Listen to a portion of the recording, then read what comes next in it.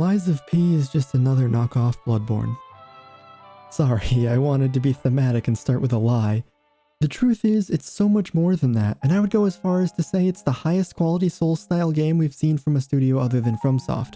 It's not just some cheap imitation.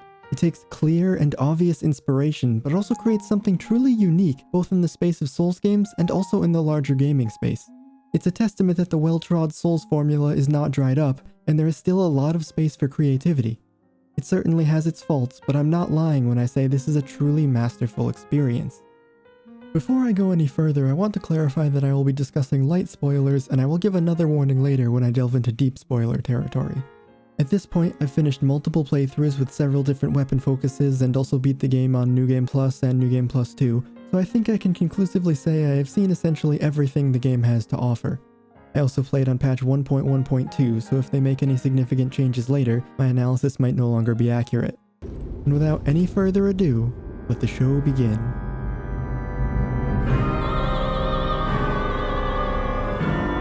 Alright, let's get it out of the way immediately. This game is inspired by Bloodborne and Dark Souls. They even call it a Souls-like in their official website description. But it's also inspired by Neo, and it's also inspired by The Last of Us and The Picture of Dorian Gray and dozens of other less obvious sources of inspiration too. Because as anyone who's ever created art knows, all art is derivative. What matters is how you take that inspiration and make it your own. And Lies of P brings a lot of unique ideas to the table. So while yes, there's European architecture and bonfires and Estus and weirdly cryptic storytelling and doors that only open from one side and a shrine maiden who's never in the same spot and many set pieces you recognize immediately from other games, Lies of P also has much of its own flavor that shines through. It's a uniquely dark take on a classic fairy tale, and it plays with that in incredibly interesting ways, visually, mechanically, and narratively. But I think the thing that stands out more than anything is that it is very clear that everything that was taken was done with thought and care. They didn't just slap a bunch of mechanics from better games together. They made sure it fit properly within their own mechanics. And a lot of what was copied was actually just really good design choices. It would be ridiculous to say that because one dev implemented a good system, that no one else is allowed to use it. I want the exact opposite to happen. If something is really good, I want to see more stuff like that, not less. Stealing his identity was the logical next step. I also think a big part of this is that it's clear Niaois knew what they were doing. They studied these games and they learned the lessons. Most knockoffs don't think twice about what they copy and fail to understand why those design choices worked in the first place. Lies of P in many ways feels superior to even its beloved inspirations because the devs are not repeating the same mistakes. They're improving and adding their own spin. So let's talk about some of that. Right off the bat, you'll notice we have a lot of great quality of life features. Things like highlighting your ergo when you have enough to level up, and splitting fashion from function so you can look how you want while still being properly armored. They also place your ergo in front of the boss gate so you don't have to waste time each boss fight first running to your bloodstain and then starting the fight off balance. Neo solved this by making you auto-collect when you enter, but this game saves you from having to awkwardly run in and teleport out if you didn't want to fight and just wanted to return to level up. Then there's more nitty-gritty stuff, like giving you unlimited stamina to run in the hub and giving you the infinite return home item almost immediately. Simple changes that show they actually thought about what could make the experience better. And also features that are much appreciated, like not forcing you to start New Game Plus immediately, providing target dummies in the hub, allowing you to respec conveniently, and adding new, even more powerful stuff in the higher New Game Plus tiers. All the love and care is there. It's a nice feeling to know that someone cares. But let's talk about some of the more meaningful changes they've made too. They use the Estus mechanic, which in its own right is one of the most well-designed mechanics in all of gaming, but they also add their own equally brilliant twist to it. Let me briefly explain why Estus is brilliant so I can properly illustrate what's been done here. Estus creates an inherent risk versus reward system to exploration. If you had infinite healing, there would be no danger, so this lets the player make the constant decision of managing how far they think they can explore before they need to return to safety.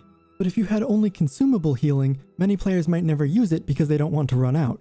Therefore, allowing Estus to return upon resting tells the player that they are free to use all of their healing, because if they don't, it's wasted anyway, but be careful not to use it too quickly. This one simple design almost single-handedly creates a compelling exploration structure. Enter Lies of P with the discharge system. When you run out of healing charges, you can now earn back a heal by getting hits in. Essentially, this potentially allows the player to go infinite if they just play well enough. A lot of times, Souls players might quit a boss if they messed up too much and burned a lot of healing early, and while you just might play perfectly, we know that won't happen. But you never want the player to think it's better to intentionally lose than to keep playing. This system alleviates that by telling the player, hey, just try it. Play perfectly enough and we'll slide a little something your way.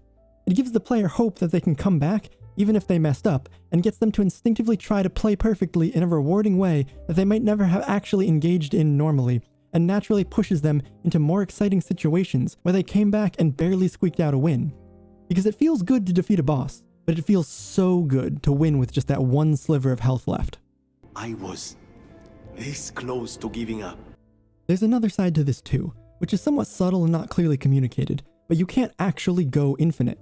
Each successive charge takes longer than the last to earn, and you might think that that breaks what I just described, but most players will never get that far anyway, and just providing the hope is enough to push players to be better. But this also solves another problem too. When I was leveling up early on, I thought getting extra charges is useless because I can just earn infinitely on the last one anyway. But by providing a scaling system, it makes having more charges still feel valuable and rewarding because it means that there's more time before you have to start reaching into that play perfectly territory. I'm not going to go that in depth on every design choice, but that's the type of clear and evident thoughtfulness I am referring to when I say that Niaois didn't just steal mechanics. They put a lot of care and attention into making sure every element fit properly into their game. And often, they made it even more interesting along the way. That one seemingly simple addition adds a massive extra layer to the gameplay. Seriously, that's impressive. Some of the other smaller quality of life changes that are very appreciated include elevators resetting when you die, saving the player time on runbacks, having an icon to indicate to the player where the visceral attack positioning is, the map highlighting locations where you have new dialogue with an NPC, and indicators showing exactly how much ergo your bloodstain contains. There are plenty of other smaller things as well, but for the sake of brevity, I won't enumerate every single one. On the flip side, there are some areas where I think they could have done more to differentiate themselves, or else feels all too similar to other games without a good justification for why. That doesn't mean there isn't a justification, however, but at the very least I couldn't identify one. For example, the final boss structure mirrors Bloodborne identically, whereby you end up either joining the hub leader or rejecting him to fight an extra boss. It fits narratively within the game itself, but this feels like a moment where for the sake of comparison, they should probably have tweaked it just a bit. The respec ability is also tied to the world in a lore justified way, but there's really no good reason it shouldn't just be tied to the same power that levels you normally, or having to level up from Sophia instead of the Stargazer, but only for the middle section of the game for lore reasons. In this way, they emulate some of FromSoft's more frustrating decisions to make the game more obtuse and time-consuming for the sake of narrative cohesion, and I really can't see a good reason for that. It's the worst. Especially as this game tries much less than others to make the world feel like a living, breathing place, and not one designed for the player to traverse. More on that later. Then there's elements such as choosing to tell Aladora to go to the hotel or not. This evokes a similar choice from Bloodborne, but unlike that game, Aladora will end up at the hotel eventually regardless. And while it does fit with the game's lying mechanic, the same option is not given for Belle or Vanini, so it feels a bit forced as there's no real reason to trust or not trust any of them either. If every character had an option to be lied to, I would understand, but having just the one makes it feel more like they wanted to fulfill a checklist of cool moments from other games.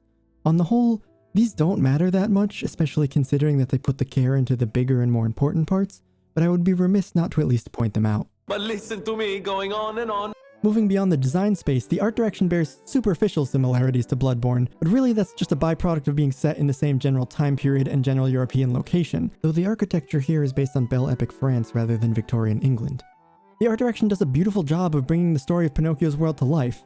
The Industrial Revolution aesthetic, which fuses steampunk-style mechs with grotesque body horror, creates this eerie and unsettling energy that is unlike any other Souls-like, and it is extraordinarily compelling. FromSoft's enemy designs are best in class, and I think that the puppets and carcasses in Lies of P go toe-to-toe with many of those. The animation work on every mechanical limb, slimy tentacle, or wriggling flesh flap is both disturbing and hypnotizing to observe.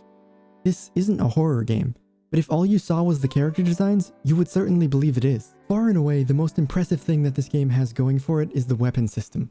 It is truly brilliant, but it might not be wholly apparent, so let's break down what it does so I can explain why it works so well.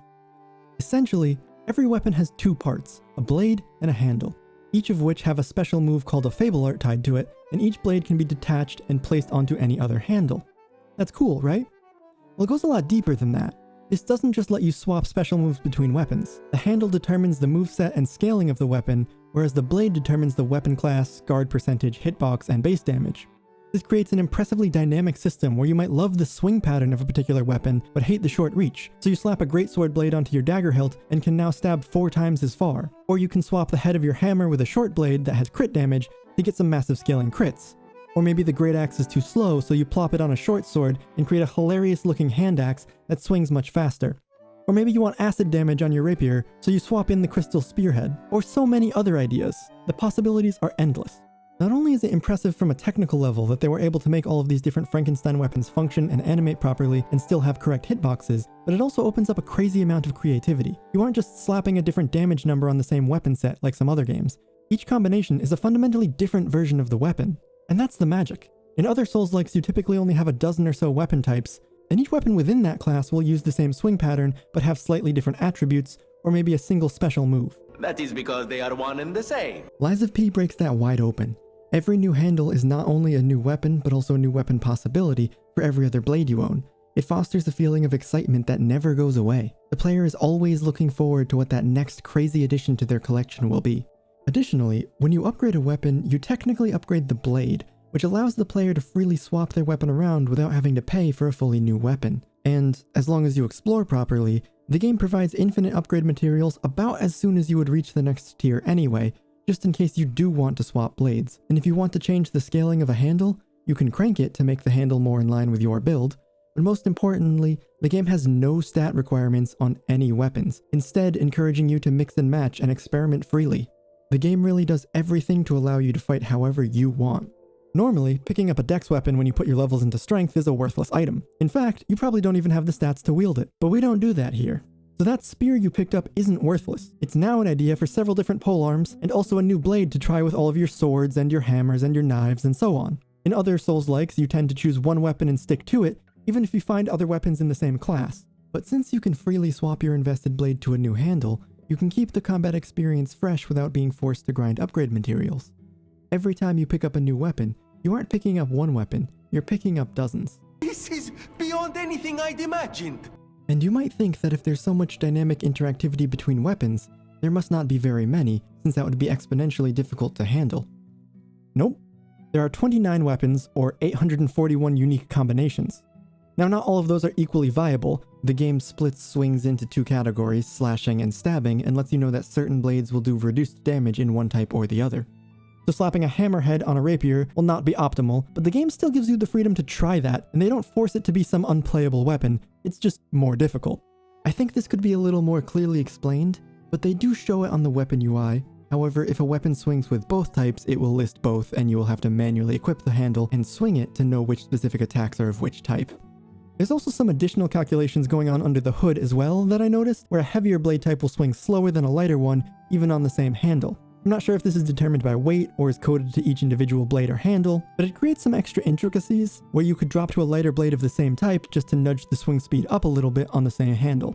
I'm not sure if that's a wholly good mechanic, but it definitely adds to the feeling of making each combination feel even more unique and special.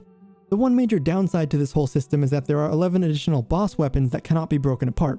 Almost all of these weapons are incredibly unique, and several of them would be worth a full playthrough on their own, but then you lose access to the innovative weapon and crafting system. Ironically, if the special weapons sucked, this would be much less devastating, but the problem is that the special weapons are also very fun and creatively designed, so you miss out on something cool no matter what. But it's much better to have too many fun options than not enough, and that just means there's even more replayability.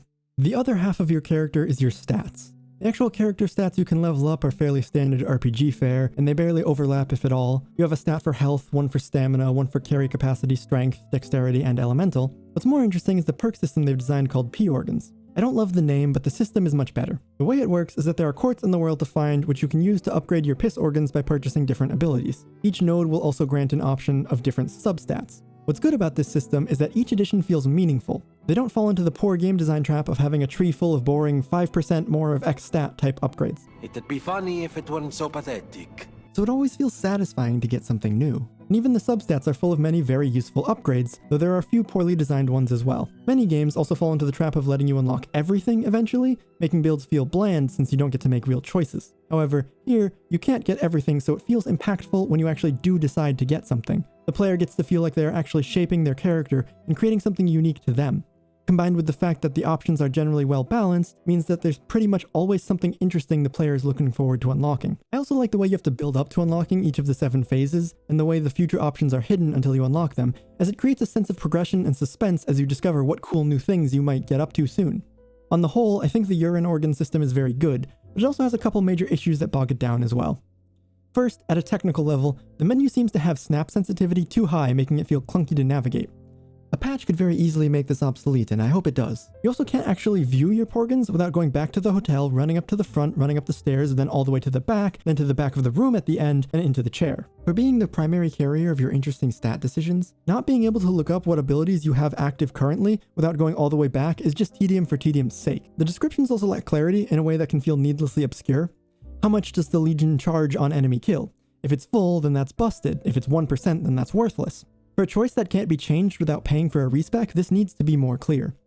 I think the Porgans should probably just be freely remixable. This would partially solve the clarity problem, as you could test it and see, but also I can't think of any good reason to limit the ability to experiment with the Porgans, and I can see several ways that you could screw yourself with a bad choice, or even just a choice you liked but don't want anymore. After a certain point, weapon durability stops being an issue, and those points I used on lower durability consumption are just wasted. I think there's also a localization issue where some of the descriptions are worded weirdly. I had to read, lowers the weapon durability reduction of dodge attacks, an embarrassing number of times to understand what it meant. This issue is present on many items and other descriptions as well. I don't want to harp on it, as I understand it's a Korean studio and it's their first big game, but the next game needs to be tighter on this front. Don't be ashamed or embarrassed about it. Where the real issues come into play is at the design level. I mentioned that every Porgan is a meaningful unique upgrade, which is great, but not all are created equal, and while normally that's fine since it allows players to experiment, and some will be better or worse for different playstyles, here there's a couple that are too strong. And while the layman will say, how can something be too strong, doesn't that just mean it's a good option? Sometimes, but it's bad when a choice is so good that you should always choose it, because then it's no longer a choice, and that's exactly what's happening with the rising dodge, and to a lesser extent the link dodge. Both of these options are extremely useful mobility tools, and while you can certainly play without them, choosing not to use them is akin to selecting hard mode. The game is clearly designed around you having these core tools. Now there's nothing wrong with having core tools that you unlock later, many games do that, but there's a few different issues with it here. First, as I mentioned, a choice where there's one clear option is a bad choice. 99% of players will want rising dodge, so giving the player the option to not take it just creates space for them to struggle not knowing they lack a key tool. This shouldn't be in the same options as the rest of the Porgans, and should probably just be something you unlock at a set point, possibly even at the start. Talk about an offer I couldn't refuse. For players who want the hard mode experience, they could just not use it, or more ideally have a way to turn it off. Additionally, since the descriptions are not the most clear, players might choose not to gamble on a skill they don't understand, since they can't also test it without permanently committing to it. And even if they do decide to try it out, since quartz is found through exploration, a thorough player will unlock the rising dodge by the third boss, but another player might not have enough until much later in the game, assuming they even prioritize it over other options. Even if they designed the first 3 bosses to be fought without rising dodge, there are just far too many variables for a key tool that is clearly intended to be a core mobility option. I think a lot of players will struggle with the character feeling a bit too immobile until they unlock those tools, and I can't think of any design reason why they shouldn't just be unlocked from the start. Maybe you could argue that the shovel bots pancaking the player will teach them the value of blocking out of a downed state instead of dodging, or create a sense of revenge when the player finally unlocks the rising dodge, but I'm not sure if that was intentional. And even more than that, starting a new game without these tools feels much worse than I remembered it being. Being trapped somewhere. It's the worst. The link dodge is not as integral to the experience, but it's also in a similar boat. All in all, it's not the worst thing, as Sekiro hides the Makiri counter later in the game, and that's a far more integral part of that game's toolset, but Sekiro also provides a more robust toolbox to begin with. The later game tools like perfect guards causing stiffness and perfect guards restoring weapon durability also feel noticeably more like core moves, and I again would argue that while it's not as integral, they should probably just be unlocked upon reaching the next phase and not have been an option within the phase. I also want to point out that while most Porgans feel valuable, at least for some build, there are a couple that I think are markedly worthless. Shortening fruit bearing time is not only worthless because the gold fruit is next to worthless, but it also solves a problem that shouldn't exist. There should not be a real-life timer of that nature in a game like this. Certain types of games could justify it, but that doesn't work here. You never want a mechanic that encourages standing around doing nothing in a non-idle game. Better options would have been to have it grow based on enemies killed, or perhaps just by traveling to and from. These could potentially be equally as tedious if you were to directly farm them, but at least they'd encourage active play instead of literally waiting. Hand in hand with this is the Wishstone upgrades. As soon as I learned that the Wishstone was consumable, I never used it again. This is perhaps the most baffling decision in the entire game to me. How could you understand the value of the Estus system, and yet still make such an incredibly worthless item? Most of the options are designed around buffing the Spectre, so I suppose it could have just been an afterthought item, with the primary intent being to provide another in-game tool to make the difficulty easier for players who want an opt-in easy mode. But if that were the case, then why are there not 1 but 2 upgrades to it in the Porgans? I thought you had better taste than this. How disappointing. Everything about the Wishstone baffles me. Several of the substat upgrades are more valuable, like Auto-Regen Legion, Auto-Charge Discharged Cell, Enhance Ability or Special Resistance, Perfect Guard Regains Recovery, Charge Legion on Kill, Naturally Recover Durability on Inactive Weapons, Special Grindstones Recover Durability, Reduce Item Prices, Increased Ergo on Kill, and pretty much all of them actually, since they all at least do something. But each of the ones I mentioned could legitimately fill those spots and would fit perfectly fine as a full Porgan. This whole system combines with the weapon flexibility to create a very fun way to personalize the combat mechanics to your preference, but we haven't discussed that aspect at all yet, so let's take a look. There's a number of really interesting design choices here that I want to highlight before also talking about some failings. First is a smaller detail that many players probably won't ever notice.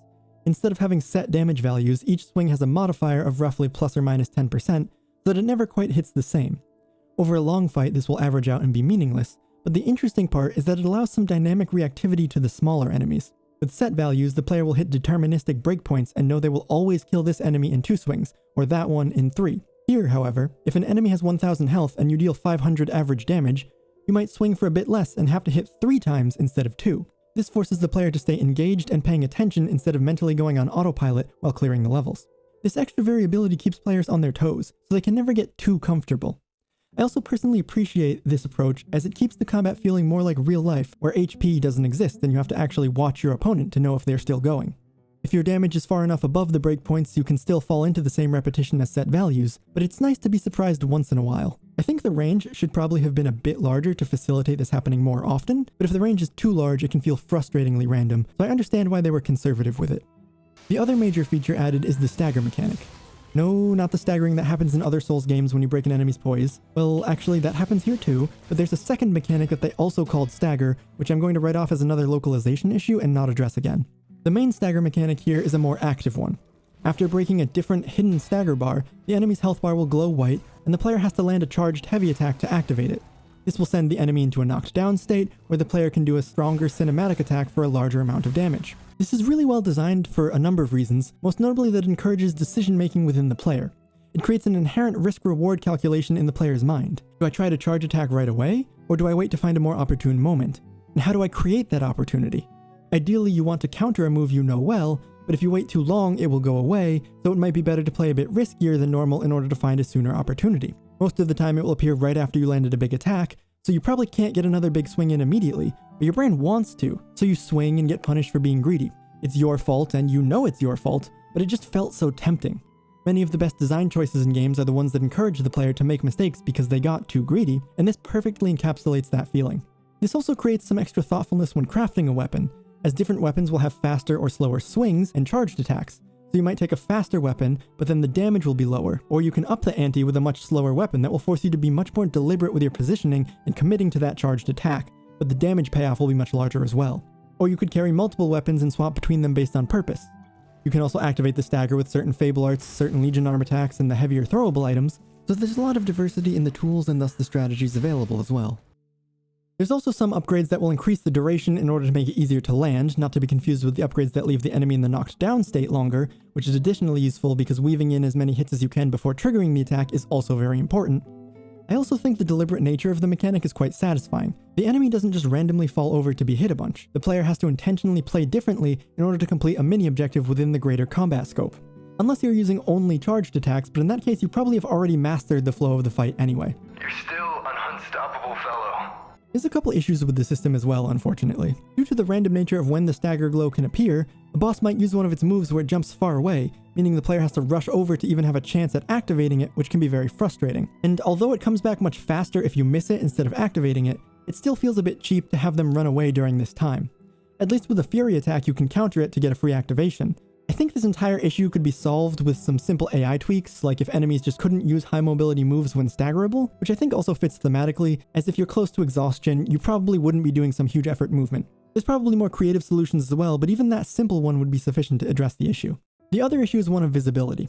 I'm a bit torn on this, as making the stagger build-up visible would provide clarity in a way that encourages the player to more actively work towards it, and also feel more purposely the direct impacts of their attacks. But also, by having the glow show up unexpectedly, it creates a very engaging feeling of spontaneous decision making. You now have the opportunity to alter your game plan in order to achieve a much bigger payoff. On any given day, I'd probably choose a different preference, so I figured I'd quickly note the benefit to each option and move on. The last major combat mechanic I want to discuss is the perfect guard system. I don't have much to say about the mechanic itself. It's effectively a parry system that rewards perfectly timed blocks. It can be used to avoid damage completely from every attack, even ones that don't visually feel like they should be blockable. What makes this interesting though is not really the mechanic itself, but the way it ties into everything else. I think the game might present this in too important of a way that leaves new players thinking they should be trying to perfect guard everything, when really it's much better to mix and match your different defensive tools. And that's what I really want to talk about here. Lies of P does a masterful job of making every defensive option feel useful and avoids falling into the trap of having one tool be the real defensive option while the others are just there for show. Wolong, for instance, struggles with this because parrying feels so important and does so much damage that often doing the rest of the fight feels worthless in comparison. Or Neo 2, where the opportunity to parry red attacks is so large that it feels trivially easy and often undercuts the strength of an enemy when their special move is actually the easiest part of their kit to deal with. They were not built with this kind of intelligence. Lies of P beautifully creates a diverse set of enemy attacks, where sometimes dodging will get you into a much better position than guarding, but sometimes perfect guarding is preferable, sometimes just holding the regular guard down is safer, and sometimes simply running away is best. It's a learning process that fosters continued experimentation, and I really have to commend just how consistently satisfying it was to figure out a new strategy against each enemy attack. They each have different trade-offs as well. A dodge will get you into a better positioning for a follow-up, whereas a perfect guard will build stagger but leave you farther away, and will mitigate partial damage if you regular guard instead of perfecting the timing. And due to fury attacks not being guardable or having invincibility frames, often it's much safer to just run out of the attack than risk mistiming a guard. The game encourages the player to use every tool available, rather than having a more simple single defensive option. The perk system eventually allows for perfect guards to interact more with many other systems, like regen, durability, stagger, and weapon destruction, in a way that the other tools don't quite get the same love, so it's possible that the intent was for perfect guarding to be the dominant tool, and they just stumbled upon having a system as balanced as it is, but regardless, the end result is impressively elegant. And you know me, I don't impress easy. I also think the guard regain system is quite smart. Basically, blocking doesn't fully mitigate damage, but instead allows the player to regain that HP by landing attacks. This encourages the player to be more aggressive, while also providing a tool to more safely and easily survive while learning the enemy's moves, and it feels rewarding and satisfying to get that health back. In the same vein, enemies also have a regain bar that will slowly heal their health if they aren't attacked, and while I understand this is to encourage more aggressive play as well, unlike the guard regain, however, it feels more like a punishment for not being aggressive than a reward. There's a difference between challenging and punishing, and the game has plenty of challenge. I don't feel that this extra mechanic really adds to the experience in any meaningful way, and it feels generally tacked on. The enemy's regain bar doesn't really matter. It's easily ignorable to the point that I wouldn't be surprised if players didn't even realize it existed. Normal enemies will usually die before you can see any healing, and bosses have so much health that a small amount of regen feels meaningless. The only interaction method with this mechanic is attacking, which if you're not dodging is probably what you're trying to do already. Technically, you can reset the enemy's regain by staggering them, but that mechanic is, again, already rewarding and something you probably want to do whenever you can anyway on bosses, while regular enemies are usually dead by the time you can stagger them.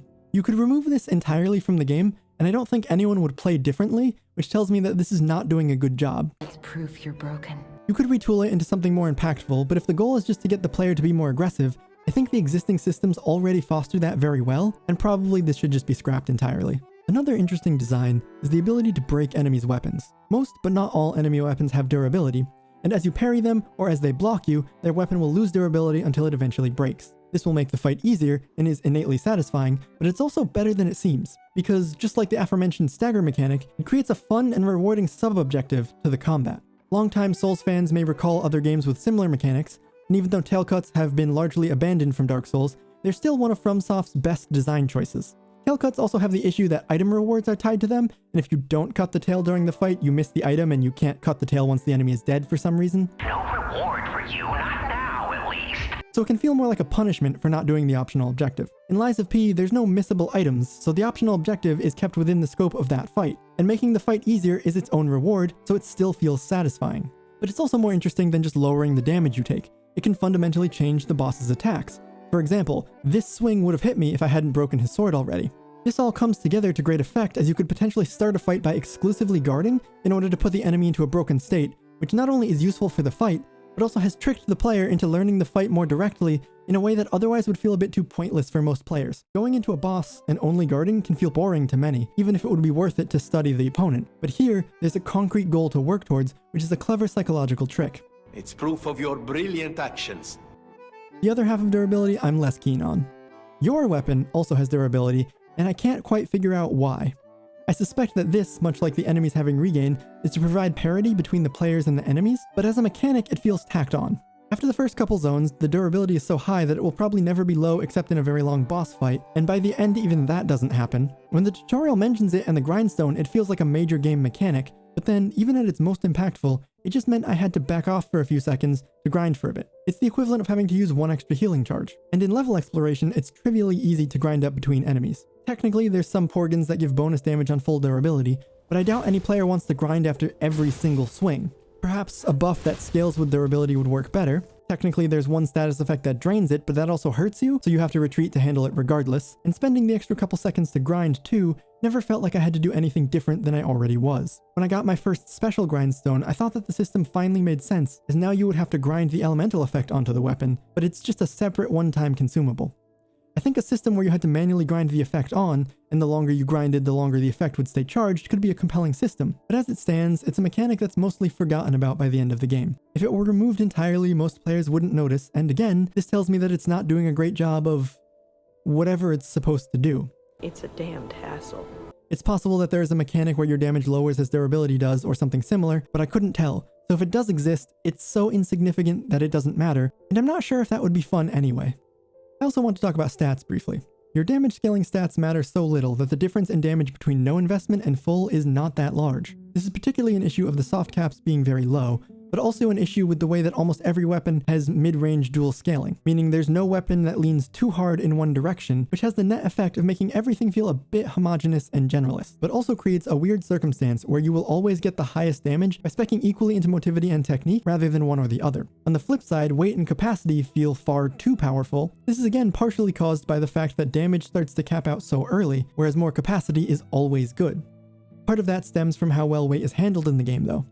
I already talked about the weapon system and how different parts are balanced by their weight, but what I find really well done is the amulets and armor. Armor is broken out rather simply and has about the same weight to armor ratio for every piece, so you should always equip the heaviest piece you can without going past the weight tier you want to play at. But amulets can also be very heavy while providing sometimes absurdly powerful effects. What this means is that there's always a very interesting trade-off between being tankier versus having more offense or utility from the amulets. In a quote-unquote balanced system, you want the high defense character to have low offense, and vice versa. Dark Souls has always struggled with making a system where those are tied in a balanced way.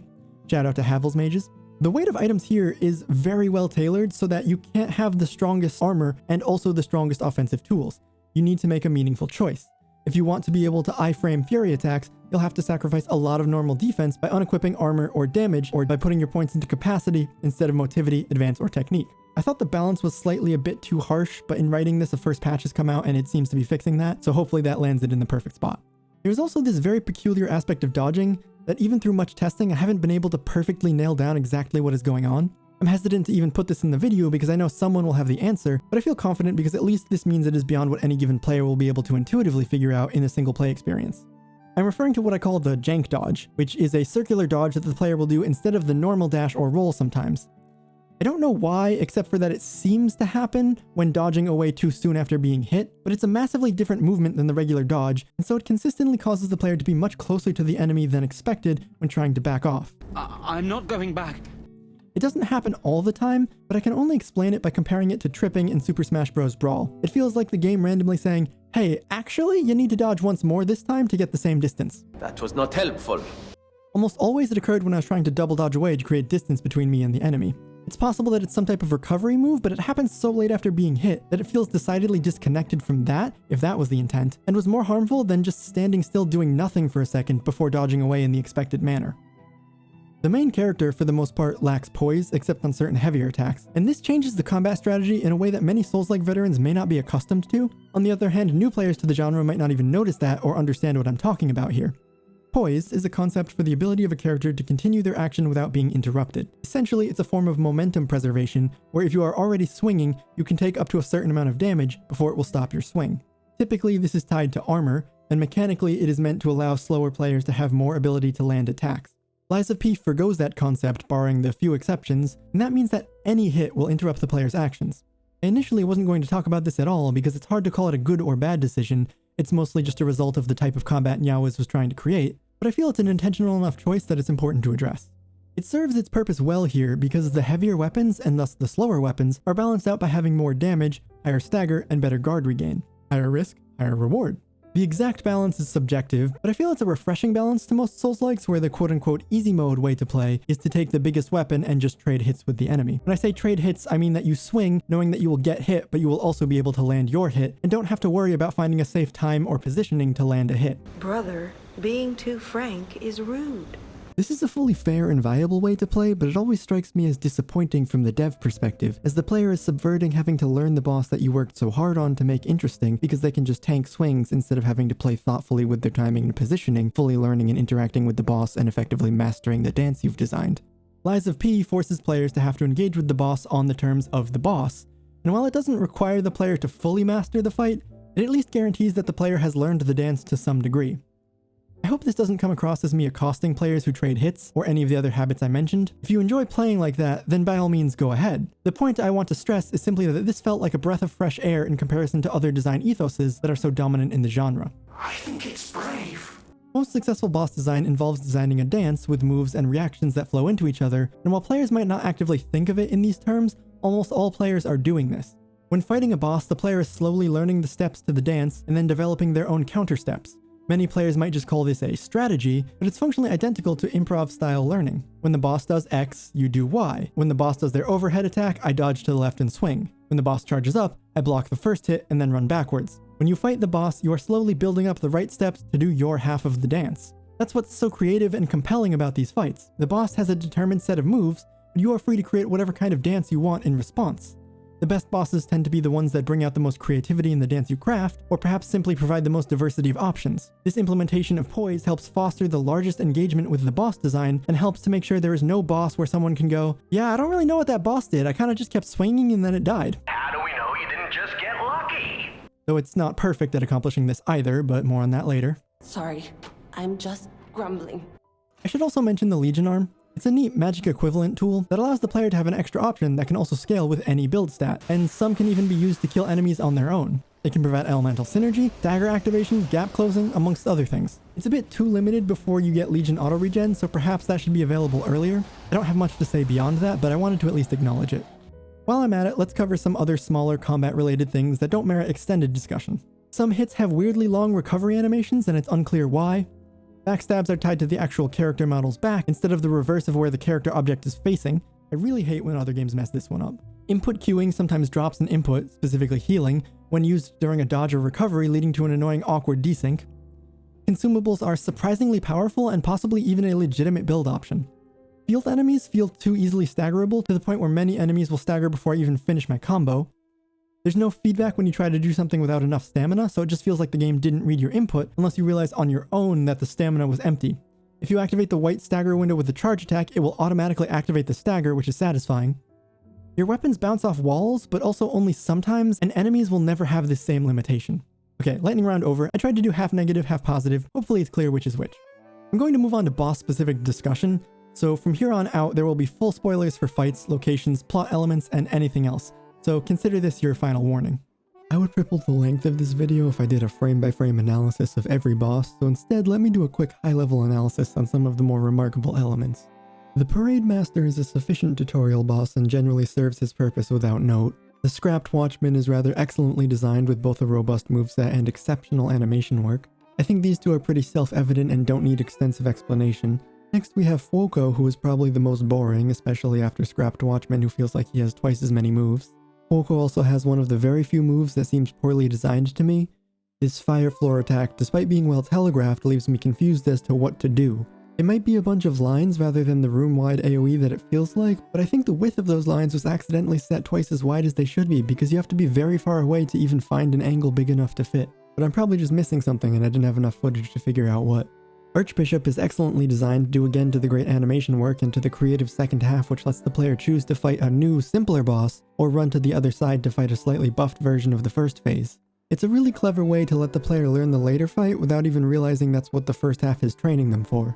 The Green Monster pulls off a similar trick, reusing what was already one of the most interesting boss designs in a remixed way that both gives the player the advantage of knowing half the moves, but also adds new twists that trip up the player's muscle memory. The Corrupted Parade Master does this to a lesser extent too, however much less interestingly. I really love this creative and, more importantly, intelligent reuse, where seeing the same foe again adds to the experience in interesting ways instead of feeling like a copy-paste job. Laxasia, Romeo, and Nameless Puppet collectively make up 6 incredible boss fights, each of which has a different style and would be a standout boss in a lesser game. Victor is the only real low point for me, and even then he might have a well-designed kit, but in 5 attempts I killed him 5 times. He absolutely cannot handle simply dodging and strafing around him, and so, like I mentioned earlier, even with the dedication to mastering boss fights, he has too many easily exploitable weaknesses to truly bring out the mastery that his design otherwise might foster. There's also the Black Rabbit Brotherhood fights. Gank fights are rarely good because they usually devolve into 2 separate bosses that don't interact and weren't really designed to be fought at the same time. And that's just as true here, but there are some steps taken to alleviate it. In both fights, you will only ever fight one main target while the rest back off to only rarely interject. At a gameplay level, this works really well. There are visual and audio cues to let you know when the side character is attacking, and it lets you focus on a single foe as per usual. I don't love this at a meta level though, as it feels like the game babying me. In reality, all of them would attack me together, but since it's a game, they artificially step in and out. It feels forced and contrived. This actually makes sense in the first fight where they are toying with you and viewing it as a training fight for the younger ones, but makes no sense in the follow-up when they should all want to murder you with no reprieve. But if all you care about is the combat, then these are good if vanilla fights against standard human enemies. They're probably better than I give them credit for. And Simon is fine if you just forget about his first phase, which is neither interesting nor does it really train you for phase 2 in any meaningful way. That's the real tragedy. What binds all of these boss designs together though is the incredible animation work, both in terms of the visual spectacle but also clarity of movement. Each boss is so well animated that subtle but natural differences between motions can easily be read as the telegraph for 2 very different final attacks. Let me also clarify that there are 2 parts to a telegraph, the wind-up and the release, and I'm specifically praising just the former, so you can delete that comment you were typing. I'll never forgive you. Because there are a lot of beautiful telegraphs where I know exactly what move is coming, and then they sit there, staring at me, holding the pose as if I'm their photographer and they're modeling for me. Now, as a gameplay tool to mix up the rhythm of timings, this works pretty well, but it can be frustrating and sometimes downright silly how long these positions are held. So let's discuss the root of the issue. And why not strike at the root of the problem? For as natural, fluid, and complex as the normal movement of each enemy is, all of that gets thrown out the window when it hitches right before the release. Sure, I can learn the correct timing assuming it's non-variable, but given how well I can eyeball 95% of the boss's excellently designed movements, this one issue stands out even more strongly. Now, I don't have an issue with every usage of a delayed swing or even the overusage of it, but rather the timing of the release window. Because if the movement following the release is fluid, I can still react, and it's fine. In that situation, they've created a moment where I can be greedy and try and squeeze extra hits in, and that's actually good and interesting. And so swings like this one from the Scrapped Watchman with 34 frames between when the pause ends and the swing hits me are perfectly fine, even if irritating. There's more than half a second to react, and the average human reaction time is 200 to 300 milliseconds. However, some swings, like this one, have only 14 frames between start and damage, which is not impossible, but still too fast for a large portion of the population. I need some time to think. I don't want to overstate this issue though, as it only applies to some enemies, and I don't think it really impacts the experience that much. Or perhaps the rest of the boss design is just so good that even with these issues dragging them down, they're still high quality. Because it's true, these are some of the best designed boss fights I've had the pleasure of both playing and analyzing. Sadly, despite the overall quality of these bosses, I need to also discuss a design choice that I can only describe as questionable. Imagine this, you've finally conquered a boss, you walk over to celebrate your victory, and the boss begins piecing itself back together as you hear the music kick back in and think, oh no, not again. That's right, the boss has a second health bar, so you better get excited. Traditionally, this is reserved for special moments like final bosses, lore-important bosses, or weird gimmicky bosses, but in all cases, it's an exciting, cool surprise moment. Unfortunately, Lies of P tries to do this so frequently that it loses its luster as the player begins to expect every boss to have a second health bar, and thus it becomes more of a disappointment when it doesn't rather than an exciting, unique moment when it does. There are 13 bosses in the game and 6 have a second health bar. Most games will have 1 or 2 throughout the whole game, and this gives value and prestige to when it happens. Those fights are memorable and notable. The Archbishop, while a great fight, doesn't really explain why it has a second health bar. I look at all the bosses with 2 health bars, and when I try to think about why, I can't find the through line. Romeo makes sense because not only is that a very lore important fight, But also, those are two separate entities. It makes sense to have two health bars. But then you have the Archbishop, which grows a second head but is mostly the same creature. Perhaps there's some lore reason for why it should revive, but then there isn't a clear reason for why the second kill was any different. Now, perhaps Niaouz chose to have two health bars merely to delineate a phase change with sufficiently different mechanics. The first couple bosses have a clear second phase, but they are still mostly the same. But when a boss is different enough, it gets a new health bar. That makes some sense, even if it still devalues the more important fights. But the problem is Victor also exists, and he has a second phase with a cutscene at half health instead of a second health bar, which shows that they knew there was a different way to handle this. Victor's moveset in the second phase is also just as different, or perhaps more so, than other bosses with two health bars, so it just begs the question, why did he get two phases when the other bosses got two health bars? It also shows a clear lack of understanding of when and how to handle this type of design decision. It's like they can't tell their elbow joints from their tail sockets. If Victor also had two health bars, I wouldn't like the overuse, but at least I would understand that they were just trying to make every fight feel grandiose. Nameless King makes sense to have two health bars because it's two separate entities, the dragon and the king. Soul of Cinder has a less sensible reason, but instead uses the second health bar as a get hype moment while also playing perfectly into a lore explanation. It's likely this is the first time it happened all game, it's the final boss, and you just transitioned from fighting a stand-in for the various player characters to fighting the boss from the first game again. Everything about it is given the proper gravitas that it deserves. The Archbishop has no real reason to have a second health bar, and would be much more befitting of having a second phase transition instead. Similarly, the Green Monster is technically a different entity after fusing with the Scrapped Watchman, but is more befitting of a 50% change as well. Laxasia could have a unique effect where you first destroy an armored bar, slowly revealing her real health bar underneath as you destroy the armor in the first phase. Romeo is the perfect candidate for a second health bar, and Manus arguably doesn't have a reason to have a second health bar, but he's the final boss and main villain, so I guess it's fine, except that the nameless puppet does the same exact thing. Perhaps Manus has some lore god power that revives him, but the puppet has no such rationale. I fully expect some people to say that this is a petty complaint or that they don't care, and if you don't care, that's fine, but the lack of intent or purpose behind these decisions really hurts the impact that these moments could have if they were handled better. And that's the main point I'm trying to get across here. Seeing the second health bar and hearing Gwyn's theme start playing is an incredible moment. No such moment has that power in this game. I want to also be clear that these fights are all mechanically well designed, barring perhaps the first phase of Manus, which is perhaps too basic, especially for the lore villain. But there is perhaps something to be gained from asking, are two health bar fights good design? And the answer is, it depends. For a game focused on making the player learn the song and dance of a fight, it can be frustrating to have to fight through a whole boss just to see one new move and die to it from the second fight, and then do it all over again. I think this game handles the issue quite well, however, though not perfectly. Archbishop, despite having a poor presentation of the second phase, has a very well-crafted set of phases. The second phase introduces a new side of the boss with new moves, but also allows you to opt into the fight on the other side, which is familiar, allowing the player to use the knowledge they gain from the first half. I suspect most players will choose to fight that side of the boss for that reason, and it's a very interesting and clever design that also alleviates some of the longer two-phase struggles. The player doesn't need to learn a new boss from scratch, they can apply what they've been learning the whole time. Similarly, the Green Monster reuses an earlier boss, so fighting phase 2 actually puts you at a slight advantage since you already know and understand the Scrapped Watchman fight and just need to adjust to the new fused version. Romeo and Laxasia do not have any intelligent or creative design choices that work in this way, however they are 4 excellently designed fights, so that helps alleviate some of the issue. I hesitate to suggest that they should have been broken out into 4 separate fights, because these are the 2 fights that most earn the benefit of the 2 health bar structure. However, they are also the ones that most suffer mechanically from the same choice. Both fights have slower, more deliberate fights in the first half, and fast, deadly fights in the second half, which further exacerbates the 2 health bar problem. It becomes even more punishing to make a mistake when death means fighting the slower, longer phase again, and more frustrating when after having trudged through the first phase, you die instantly to the first attack and have learned nothing new. It feels excessively punishing to die on the 3rd swing of Firefowl Dance, only to grind back through the King of Puppets, fight Romeo again, and die to learn there's a 4th swing to Firefowl Dance, only to grind back to the King of Puppets, fight Romeo again, and die to learn there's a 5th swing to Firefowl Dance. Simply swapping the fights to have the deadly phase first and the slow phase second creates a bit of an anticlimactic structure, but that's more so because the slower phases were designed as the intro phases and not the real fight. I also think Laxasia probably still works better as 2 separate fights, especially since the Door Guardian mini-boss is one of the worst gimmick fights in a Souls-like. Have us fight the armored Laxasia at the entrance, and then have the lightning version fly out of the armored corpse to meet us up at the top of the tower. Sure, it's less challenging, but I think structurally it fits better, and it's a much cooler moment.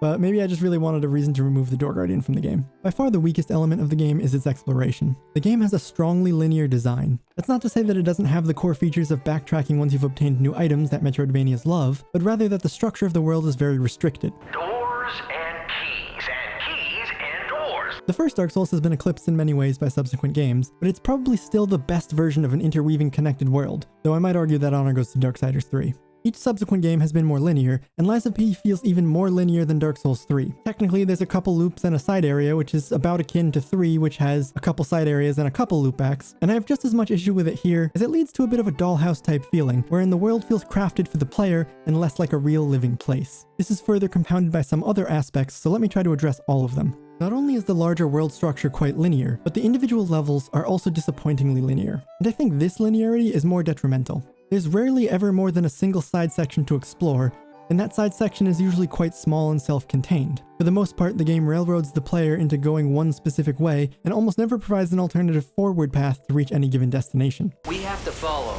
There are at times some clever shortcuts, but those are only ever one way. There is almost never an alternative forward path to reach the same point, and many of the few that appear to exist are actually pitfalls or traps instead. Now, some might not mind this at all, but for most, playing a game in a genre built around exploration within clever level geometry that has such striking linearity will be quite the disappointment. To some players, that's the most important part of a Souls-like, and those players will enjoy this game notably less than combat-centric, build-centric, or boss-centric players.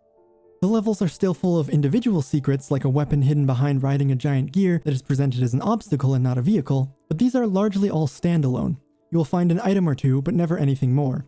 You're never going to climb an optional random ladder and find yourself suddenly back in a previous zone, or activate some secret that reveals a massive hidden new optional area. Moments like these are some of my personal favorite and most memorable, so I hope more than anything that this is their biggest focus for improvement in the next game.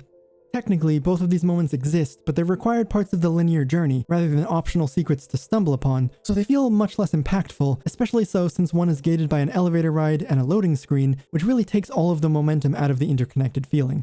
But the exploration has more problems than just the larger zone-to-zone connections as well. The levels themselves are decently looped via shortcuts that flow naturally in the world, though I would argue that much of the shortcut placement feels too packed together, and I suspect that many were placed because the map happened to connect neatly at those points, not because of any progression reasons. Some shortcuts are so confusingly placed that I'm not sure how one could ever even use it to shorten the run.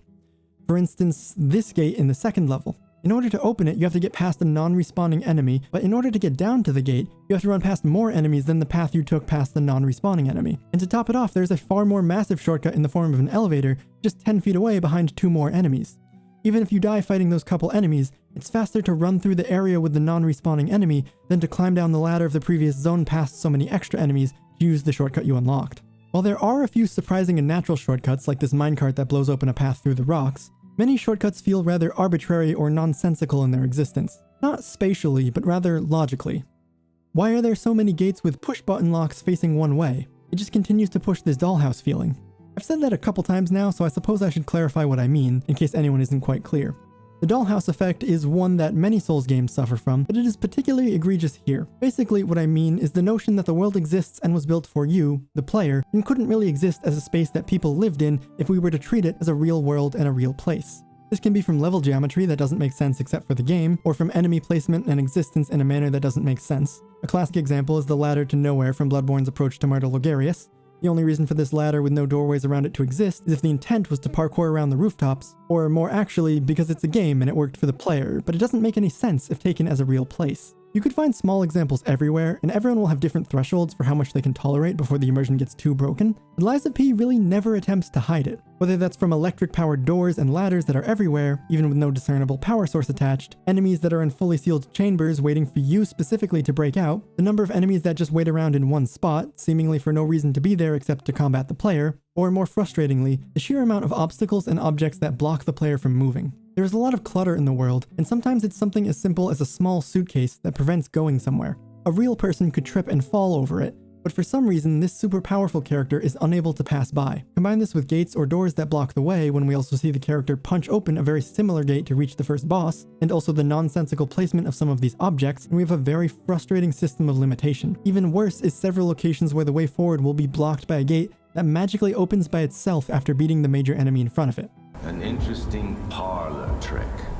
Now, levels need to have ends and boundaries, true, but there's a clear immersion limit when those boundaries are ill-defined, and even worse when I think I can or should be able to traverse something.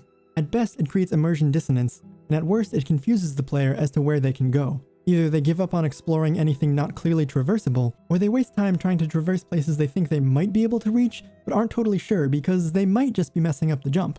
All of this can be avoided by just placing walls, buildings, or any other larger, more obvious terrain instead of this line of rocks, cars, and luggage that happen to all just fall in a perfect line to bisect the plaza. Don't even get me started on how this car crashed perpendicularly in the archway.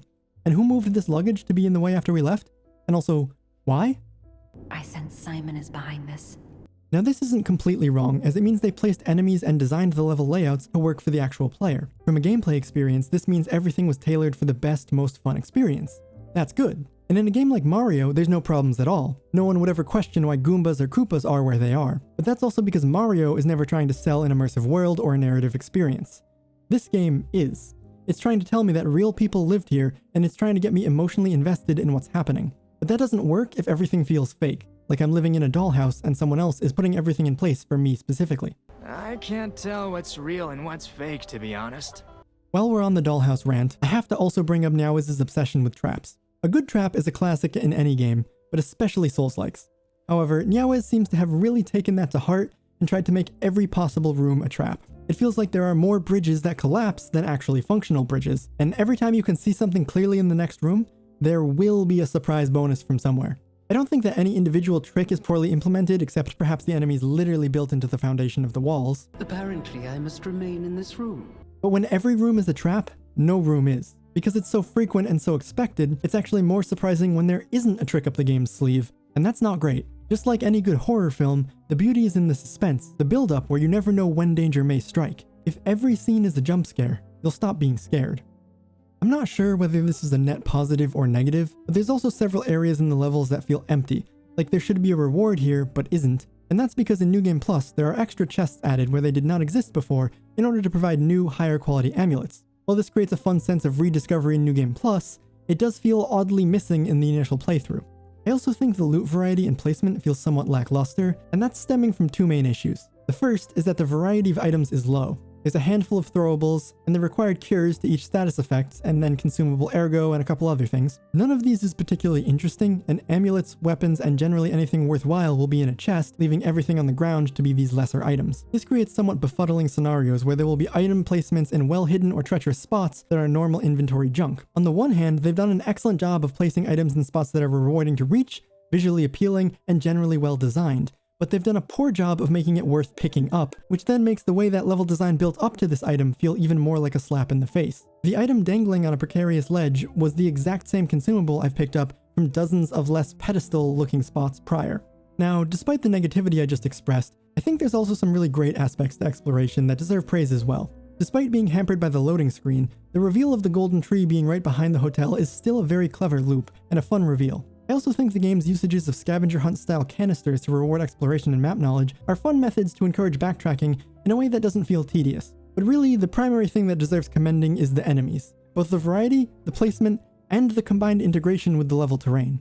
Whereas other games would reuse enemies excessively, this game has about 70 unique enemies by my count, and a dozen or so extra if you count the slight variations, and about 14 mini-bosses, and never reuses any too much. Many of the more special enemies you will see only a couple times across the whole game. That dedication to keeping the unique encounters actually unique makes them feel so much more special, and I really cannot commend this decision and restraint enough. I cannot thank you enough. It's also worth noting that some of the more developed regular enemies have movesets that would rival the bosses of many other games. But even when enemies are reused, it's rarely just the same combat again. Because the key to good enemy variety actually lies in good level design. Because navigating the terrain is just as important to the fight as the enemies present. Fighting an enemy in an open plain is very different from fighting an enemy in a cramped hallway, is very different from fighting an enemy surrounded by poison pools, is very different from fighting an enemy with ranged attacks coming in. And Lies of P does a masterful job designing different and varied enemy encounters along with having such a robust variety of enemies themselves. From battling across narrow walkways, to fighting through death-inducing crystals, to chasing butterflies surrounded by explosive barrels, there's always something interesting going on to make each new encounter feel tense and exciting. Aside from some sections in the final levels which definitely do suffer from feeling more like extended monster dumps, fighting repeated groups of trash packs with nothing but space in between,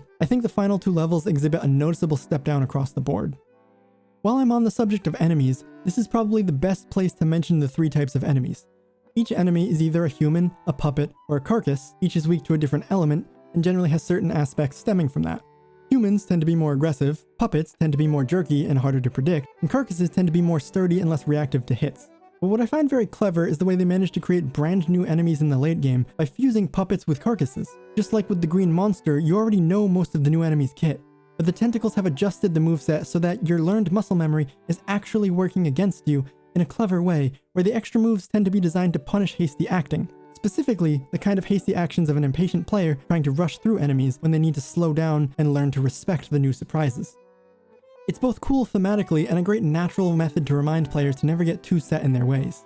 In a similar vein, I always love when games properly handle third-party logic. There's no reason why a wild bear and a wild wolf both only care about attacking me, when clearly they would be threats to each other as well, and this game aces that aspect too. Puppets and carcasses are at odds with each other lore-wise, so when they meet each other, they will fight. In fact, in another win for the encounter design, there are areas where you can make excellent use of this to, say, have the carcasses swarm the obnoxious puppet boy instead of having to fight him yourself, and he deserves it. I didn't know true joy until I saw him use his stupid grab move on some unsuspecting zombie while I stood in the corner giggling like a mastermind. While I love the design of many enemies, and on the whole they did an excellent job, there's a couple of persistent issues across the board that, from an enemy perspective, really bring the otherwise exceptional combat design down. The first is the tracking on certain overhead attacks. There's a tendency for swings to pivot towards the player in a way that borderline defies reality, and I can only describe it as frustrating. You can try this out yourself if you want to mimic it, but while it's possible to change the direction of your overhead slam as it's coming down, realistically you can only pivot so much before losing your balance, and your strike loses much of its power and stability as you approach that point as well. In this manner, the game often creates a frustrating scenario where you will be clearly in the safe zone from the direction an enemy is facing, but they will miraculously turn to hit you despite having already built their momentum in a different direction. This is at odds with otherwise very clear animation work. It's also a bit symptomatic of another problem, which is enemy rotation, specifically without animation. This is the clearest example I can provide, where I've clearly sidestepped the enemy's ranged attack, but it magically rotates to face me again. It's probably fine from a combat design perspective for the attack to rotate, or else it might be too easy to punish, but if that's the case, there should be an animation on it turning, not simply rotate the model in place like it's on some kind of invisible lazy Susan. Again, I implore you to try this. Stand up and try to turn without moving your body at all. Unless someone else is turning you, it's not possible. But I suppose it wasn't possible. The last systemic issue is grab attacks. Grab attacks are indistinguishable from other attacks until they hit you, but they also go through block. This game teaches you that blocking is the safe way to learn new fights and to hit trade as long as you never get too greedy. The one exception being fury attacks, which are clearly communicated with red visual effects. Grab attacks do not have any accompanying tell, and instead require you to get hit in order to learn that it was a grab, and then trust you to recognize that specific move in the future. There's no problem with the animation work of the move once you learn them, but the fact that they break the established combat mechanics is not ideal. It's also not logically consistent. Why can I block this, but this attack will grab me through my block? Grab attacks functionally work well as a tool to change the flow of the player in combat, so I'm not saying they should be removed or even that they should be blockable, though that is a solution, even if it's a less good one. They should just be given the same visual distinction that fury attacks have, so the player can properly engage with the mechanic. Instead, they serve as this weird secret fury attack that also has to be parried or dodged, but without the red glow, it feels more like it's breaking the rules of combat that the game teaches the player.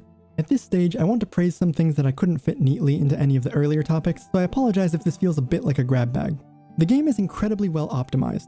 I was able to get about 100 FPS uncapped when playing at a native 4K on a decent desktop, and still also got a perfectly smooth 60 FPS on both laptops that I tested. That same desktop couldn't run Starfield above 30. The actual technical analysis will quickly become outdated, but the important part is that the game was incredibly technically proficient. I had next to no bugs, and was generally floored by how smooth and polished the whole experience was even at release. It's not particularly common to use France as a setting in a video game, so this was a pleasant surprise to see such a different landscape, even if it's a fictional steampunk version of France. The art direction and environmental designs are masterful and unique, and it pains me to know that some people will say it looks like Bloodborne, despite having almost none of the same architecture. I will say it's a bit odd to take this very Italian story and move it to France though, but it's also a South Korean studio making it to begin with, so we're kind of already lost in the sauce. I can't list every neat detail, but there are many such examples of care and attention to detail in aspects such as the way the world changes time and weather, and if you go back to previous zones, the time and weather will have also changed there too. It's a simple touch, but many games leave their levels hard stuck in the state they were initially discovered in. Drangleic is always raining. As another testament to Niaoiz's having done their due diligence, the boss runbacks are all very intentionally planned so as to be very quick and not have more than an enemy or two in the way that are all very easily avoidable. This is a very pervasive problem with the level design of most Souls-likes, and while there are a few examples of intentionally designing enemy gauntlets before bosses, most of the time they feel like sloppy mismanagement. He always understood that a boss runback is usually just wasting the player's time with a section that has the player avoiding engaging with the content as much as possible and aptly designed around that. Even the few runbacks in other games that are intentionally designed to be long and frustrating are generally the least liked by their communities and can ruin the experience of an otherwise good boss. The music, and the records in particular, is phenomenal. It makes returning to the hotel even more of a treat knowing that I get to listen to another record while I'm there. There's no attempt at lip syncing here, and honestly that feels better than having bad lip syncing. The game has a neat way of reminding you of certain special items, both with map icons and on-screen prompts at the hotel when you approach the relevant NPC, which I thought was a rather clever way of nudging the player to remind them about important deliveries they may have forgotten that they picked up. It's a smart way to solve a player issue where they might miss something because they just never brought it back to the right person. I'm not sure if this is fully intentional, but there's actually a boss you can defeat without ever attacking. Due to the nature of the weapon breaking mechanic in the Laxasia boss fight transition, if you break Laxasia's weapon, you immediately transition to phase 2, and since that phase has lightning balls that can be perfect guarded to deflect them back at her and do damage, you can actually defeat this boss by only using the parry. This is a remarkably special and unique design. It's clearly not the intended way to fight her, but the fact that it exists and was embraced rather than removed is commendable. I've talked about it already in the context of bosses, but the animation work is truly incredible across the board. From the sharp movement of humans, to the jerky mechanical flow of puppets, to the lumbering gait of carcasses, every enemy's movement expertly matches its demeanor. And even within that, the number of moving parts in all of the different animation sets for each unique enemy and move is beautiful. With only a couple notable exceptions, even the player's movement flows naturally between animation states.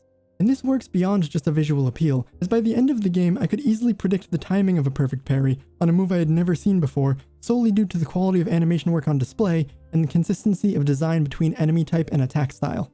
The game does an excellent job of pacing out upgrades and specifically upgrade systems. They hold back from dumping all the different systems on the player at once, instead letting the player grow into them naturally. By the time you are getting adjusted to the basic combat, they add weapon crafting. By the time you are comfortable with that, they add porgans, and then the grindstones, and so on. They manage to continually add mechanics to enhance the game without ever dumping too much on the player's plate, and also more importantly, without letting things get too stale for too long.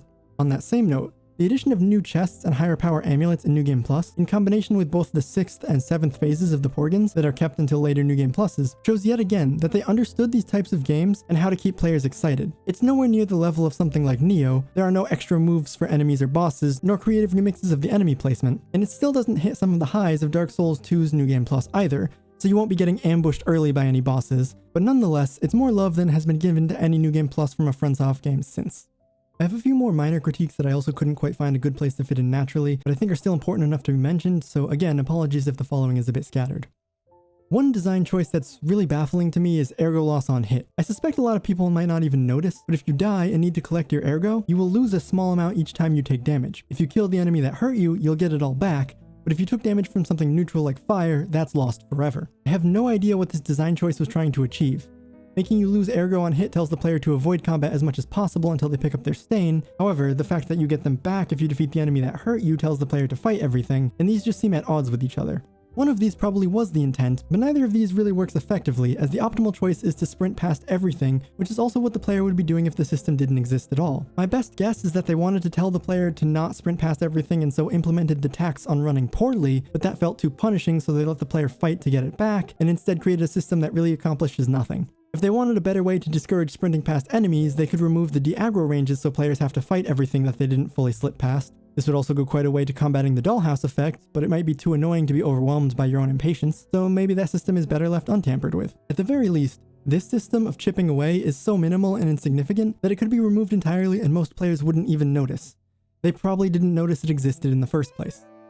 There are two types of status elements, ones that build up and then activate until they drain away, and ones that are active immediately and stay until they drain, and I think this latter category is problematic. First, this is not the most clearly communicated, as it relies on you having looked up the effect in advance, or understanding that the orangish color means the effect is active, and noticing that some effects are that color immediately.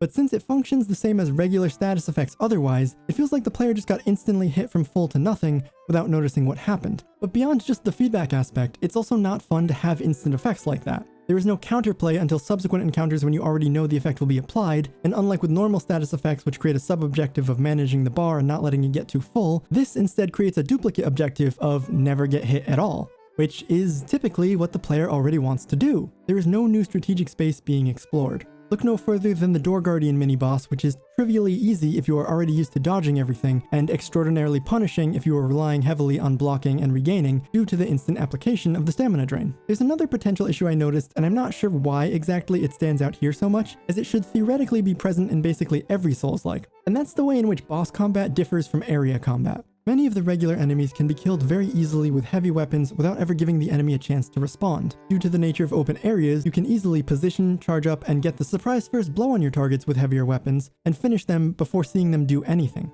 In contrast, lighter weapons will not be able to stunlock enemies as easily, and will require many more hits to finish the fight. In this way, heavy weapons allow for a much easier, possibly trivial experience with the open area combat.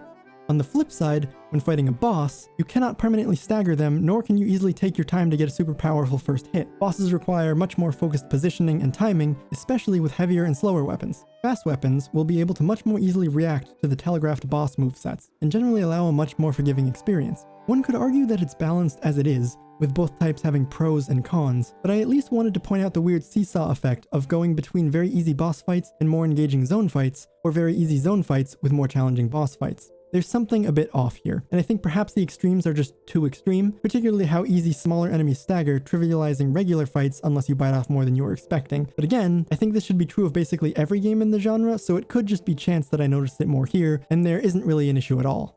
I cannot understate how profound my disappointment is that we never got access to the weapon used by the Stop-Go Man. Please, let me live my traffic cop dreams.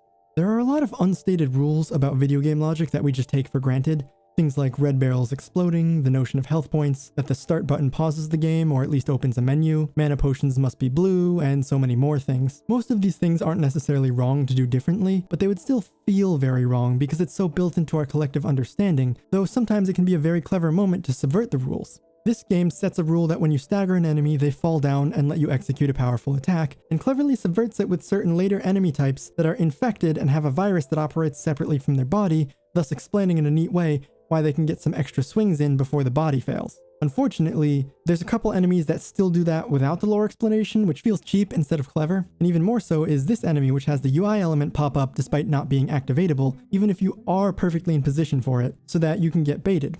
This is even more frustrating as the UI does not exist in-universe, so the idea that the UI can trick the player is just a cardinal sin. If it's fake, you'll be the one to get punished, not me. Don't get me wrong, you can do clever things with UI like that if you properly explain the fourth wall breaking within the game's UI rules. See Arkham Asylum, Nier Automata, or Undertale. However, there is no logic or rationale as to why that happens here. There are certain inconsistencies in hitboxes that are particularly frustrating, even if not very impactful. The most obvious example is the manner in which both the King of Puppets and the Door Guardian fall down after being staggered. In the case of the Guardian, he will send you flying if he falls on you.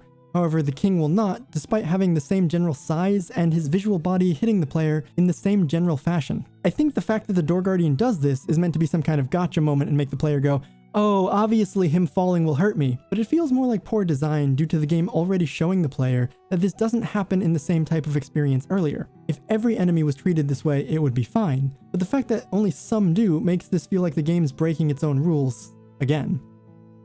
But perhaps the design intent with the Door Guardian was just to make the worst possible boss, in which case they did a masterful job. Normally, I would do a more in-depth critique of the narrative of the game. However, much like the Souls franchise, there is very little actual narrative, leaving most of the plot details to cryptic lore and world-building descriptions instead, so I'll leave that to someone who can do a proper deep dive to figure out all those details. Unlike Dark Souls, however, there is actually a light plot here, but it's not particularly compelling and suffers from a lot of poor writing moments, and reinforces how much better stories are when they don't have to fill in all the gaps and allow imagination to do the heavy lifting. Elements like introducing a villain by randomly cutting to him laughing while doing something generically evil, or having the big betrayal reveal come as the result of the villain planning on the player leaving and not coming back for no real reason, and certainly nothing resulting from the actions of the villain. But rather than lambast the stiff dialogue or weak plot elements, I would much rather discuss some of the more interesting parts of the greater atmosphere and lore, because that aspect is rather compelling in many places and certainly outweighs the weak active narrative. I also want to be clear that this is probably the most I've enjoyed the plot while playing a Souls-like, so take that for what it's worth. I also want to commend Niaouz for doing a great job of keeping most of the active plot to optional conversations. This allows the player to opt in as much as they want and not have to slog through boring pacing, especially on repeated playthroughs. The more broad themes of AI, robot revolution, humanity, and the search for its meaning are all compelling, though certainly well trod, and while I don't think Lies of P brings anything new to the table, that doesn't mean it isn't engaging. The world they've crafted is engrossing and compelling, and this clever adaptation of the classic fairy tale Pinocchio has some rather somber moments especially if you only know the Disney version, which is entirely unrelated.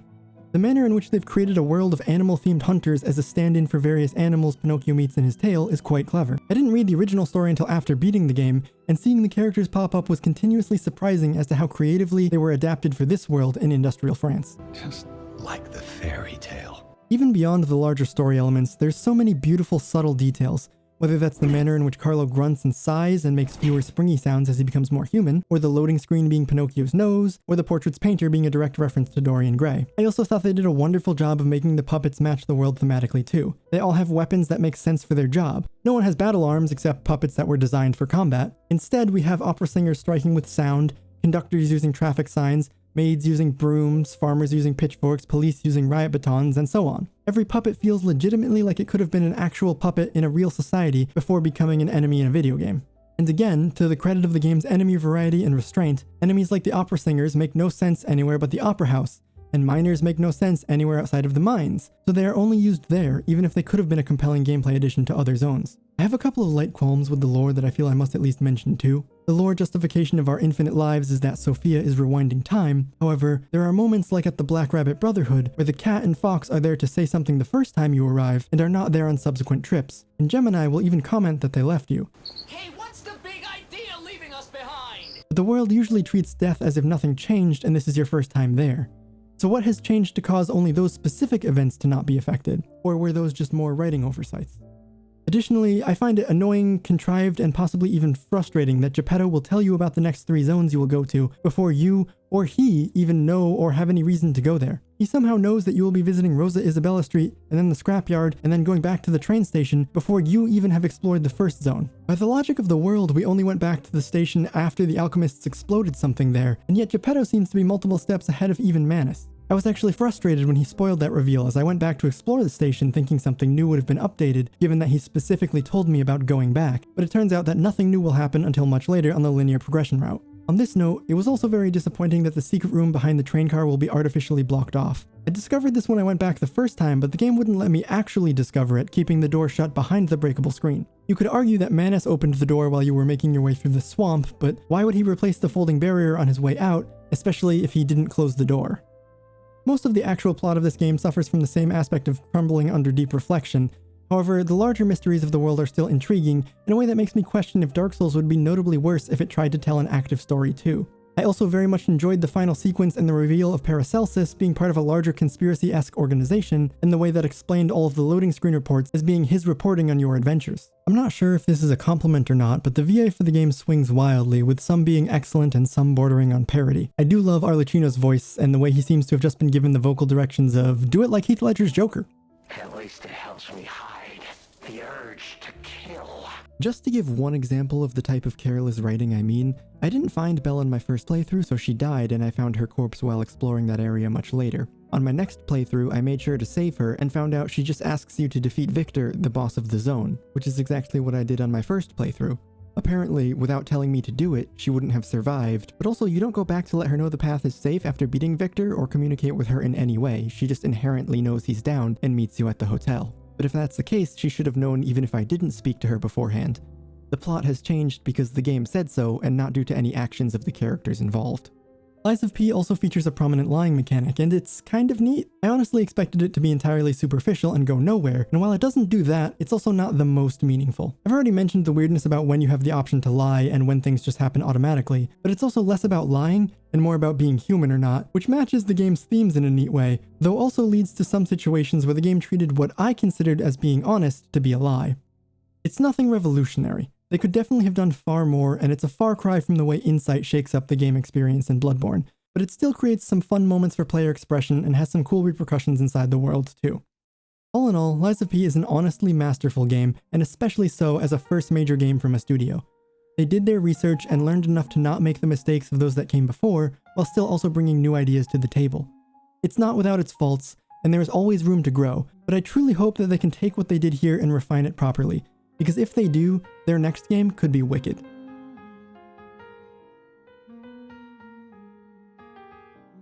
If you made it this far, thank you. I hope you enjoyed it, even if you don't agree with every point I brought up. Please like, subscribe, and all that cool stuff. This is only my second video and it took a lot longer than I wanted. I made the mistake of recording in 4K and my editing software absolutely could not handle dozens of hours of 4K footage. I'm still learning, but my next video will be out sooner, I promise you that. I also want to say thank you to all the support I got from the first video.